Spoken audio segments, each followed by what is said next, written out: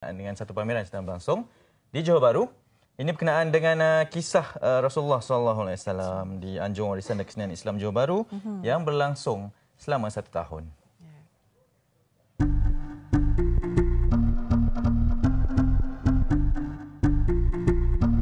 Kehebatan tamadun Islam tidak boleh disangkal lagi. Sejarah telah membuktikan kegemilangannya mampu menyumbang kepada kemajuan dan peradaban manusia hingga hari ini.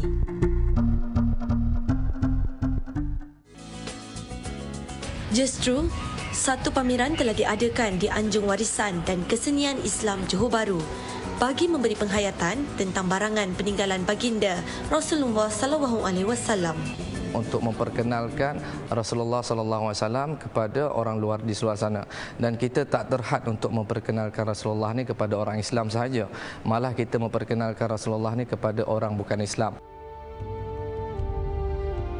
Pameran yang diadakan selama setahun ini bukan hanya menampilkan artifak peninggalan Rasulullah SAW, malah barangan para sahabat serta artifak ketika zaman Turki Uthmaniyah.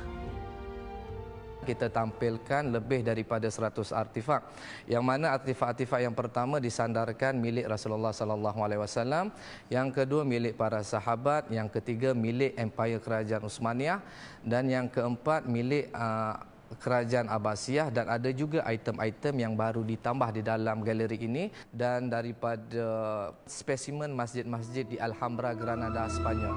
Kain penutup makam baginda turut dipamerkan di sini. Ia telah berusia 49 tahun dengan dihiasi ayat-ayat suci Al-Quran yang diperbuat daripada sutera. Satu ketika dulu umat Islam ataupun kerajaan Islam ni sangat hebat di dunia.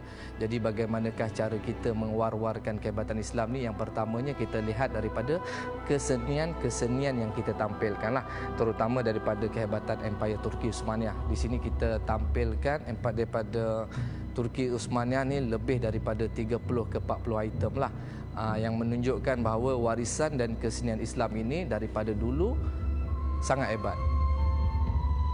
Turut dipamerkan adalah janggut baginda yang disimpan oleh kaum keluarga. Tempat celak baginda yang sudah berusia 1400 tahun. Tempat simpanan air serta bekas air jemuju milik keluarga baginda. Islam yang terdahulu, yang di mana kita sendiri tidak pernah lihat dengan mata kita sendiri. So kita datang sini, kita dapat lihat dengan mata kasar. Saya sangat excited lah sebab barang peninggalan sejarah ni bukannya dalam tempoh masa yang pendek, tapi sangat lama. Contoh barang-barang seperti sampel darah Nabi. Kalau saya tengok dia punya keadaan tu masih basah darah tu. Ia sangat menakjubkan lah pada saya. Istimewanya, setiap artifak yang dipamerkan turut disertakan maklumat dan sejarah berkaitan barangan tersebut.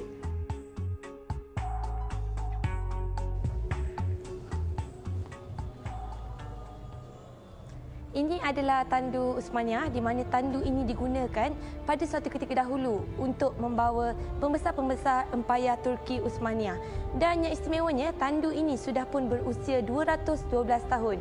Dan dari apa yang saya dapat lihat sekarang ini, tandu ini dihasilkan secara terperinci dengan hasil pembuatan tangan.